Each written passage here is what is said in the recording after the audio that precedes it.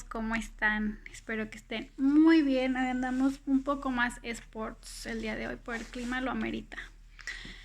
Bueno, el día de hoy les quiero platicar un poco acerca de cómo trabajamos con la rehabilitación, el método, obviamente guiándonos como en los estudios también, pero claro que nuestro enfoque en la parte pues también neurocognitiva utilizo uno de los métodos que me encanta y el cual fui que agradezco la oportunidad de que pude haber estudiado en método Montessori, que desde ahí la verdad es algo que agradezco y que a muchos no tenemos o no tienen el privilegio de estar. Y pues bueno, les quiero platicar sobre el método Montessori. María Montessori pues nació en Italia el 31 de agosto de 1870. Se graduó, ella fue médico en la Universidad de Roma, convirtiéndose en la primer mujer médico en Italia. En su práctica médica y en todas como sus observaciones clínicas la condujeron a analizar a los niños, a cómo es el que aprenden, cómo construyen, sobre cómo es la construcción del aprendizaje a partir de lo que existe en su ambiente. Ella tiene un hijo. En 1902 es cuando ella empieza sus estudios de pedagogía, pedagogía, sí, psicología experimental y antropología. O sea, era médico, psicóloga, pedagoga y antropóloga. Entonces tenemos que era como un estuche de monerías.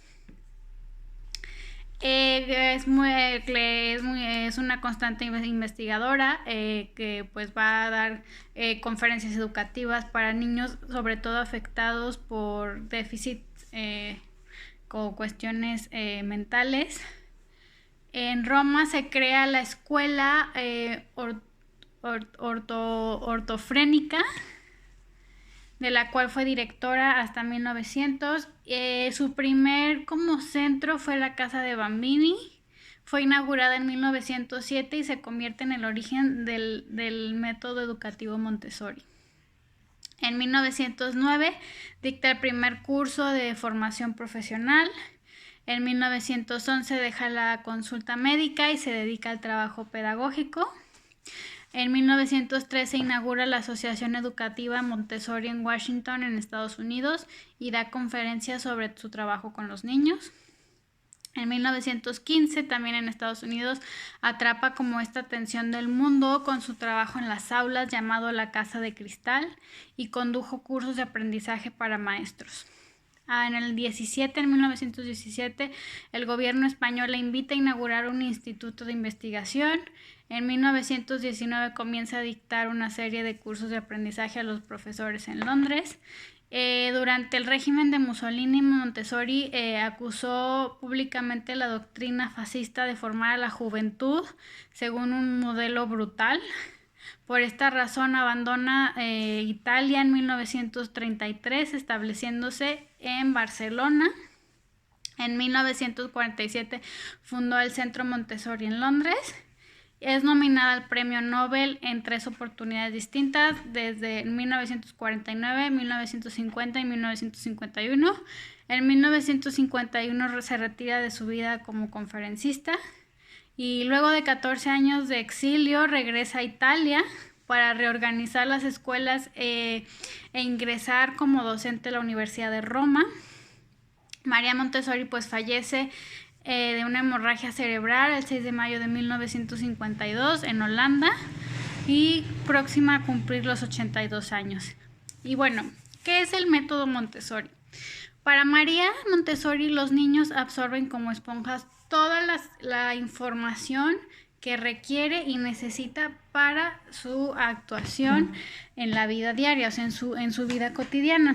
El niño aprende a hablar, a escribir y leer de la misma manera que lo hace al gatear, al caminar, al correr, etc. Es decir, de una forma muy, muy espontánea. Para la doctora Montessori ella no estaba de acuerdo con las técnicas tan rígidas que se hacían en las escuelas. Bueno, básicamente pues fue en Europa, ¿no? Basó todas estas ideas en el respeto hacia los niños y en su capacidad pues por el aprendizaje, por moldear a los niños como reproducciones de los padres y de los maestros.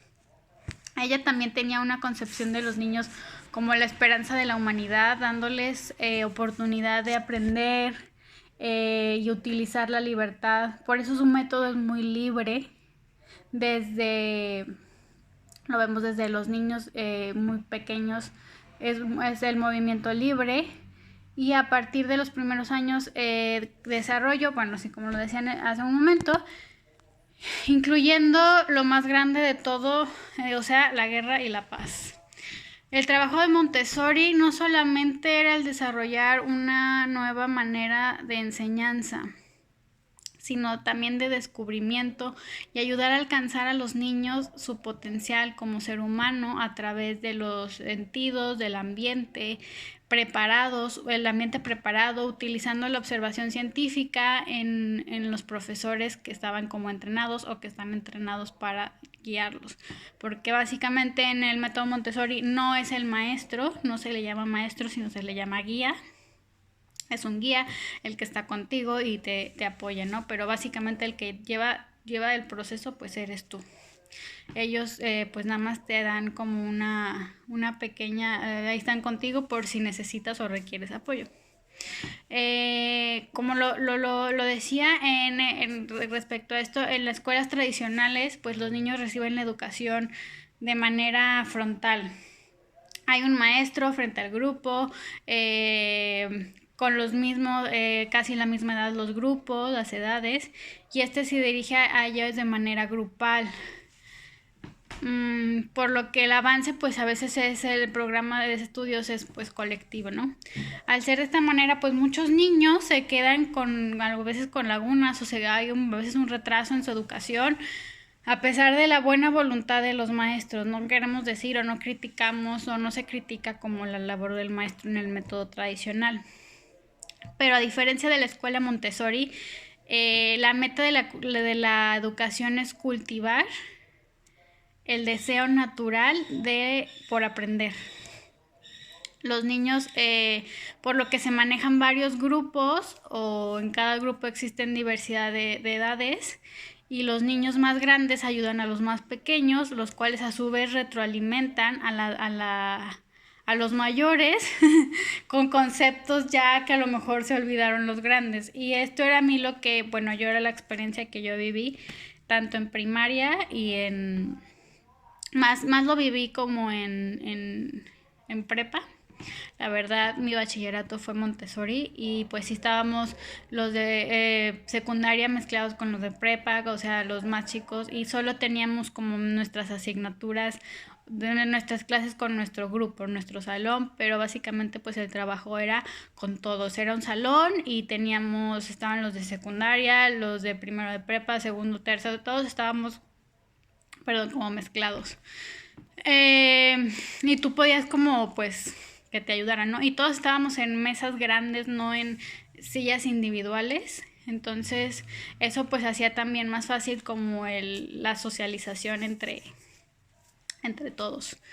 ¿Qué podemos más hablar bueno, el ambiente Montessori no incita a la competencia entre compañeros, como lo decía, en cambio se respeta, se valora el logro de cada alumno en su momento y ritmo oportuno. Nosotros en prepa inclusive llevábamos lo que era una guía de trabajo.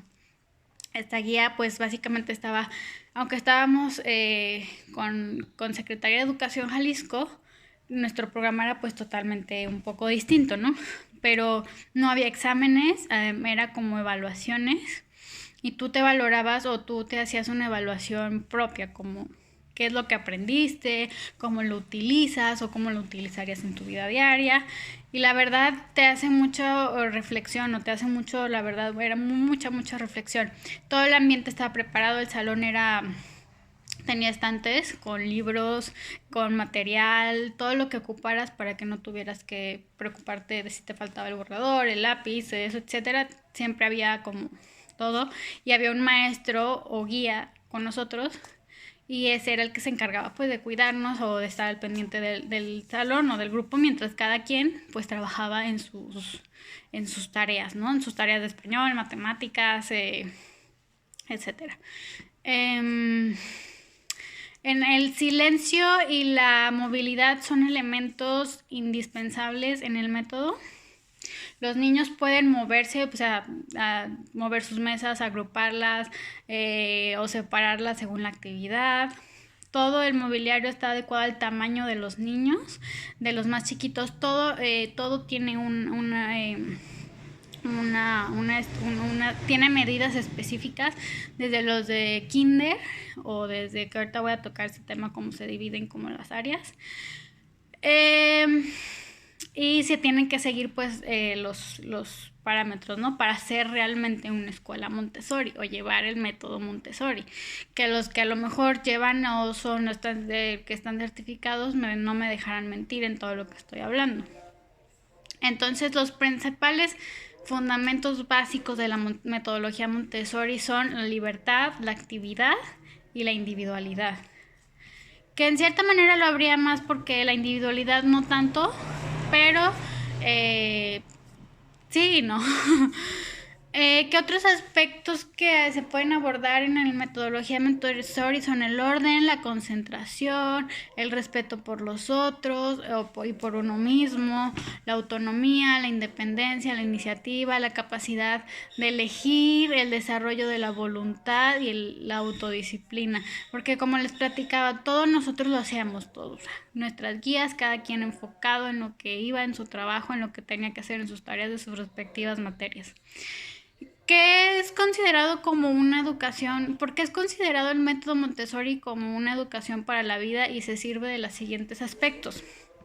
Es ayudar al desarrollo natural de los seres humanos, estimula al niño de forma forma este carácter y manifestar su personalidad, brindándole pues seguridad y respeto.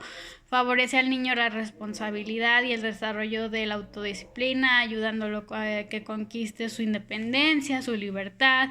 Esta última como un sinónimo de actividad, libertad para ser, pertenecer, para escoger, para instruir, para desarrollarse, para responder a las necesidades de su desarrollo, libertad para desarrollar su propio control.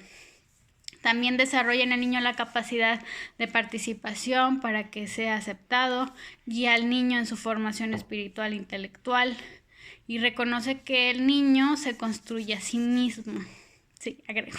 Sí, definitivamente. La verdad, agradezco a la vida por ser privilegiada y haber estado en la escuela Montessori. Montessori observó una sensibilidad especial en los niños para observar y cómo es que a través de la observación absorben todo en su ambiente inmediato, y eso lo denominó la mente absorbente. Esta capacidad única de los niños para tomar de su ambiente y aprender cómo adaptarse a él.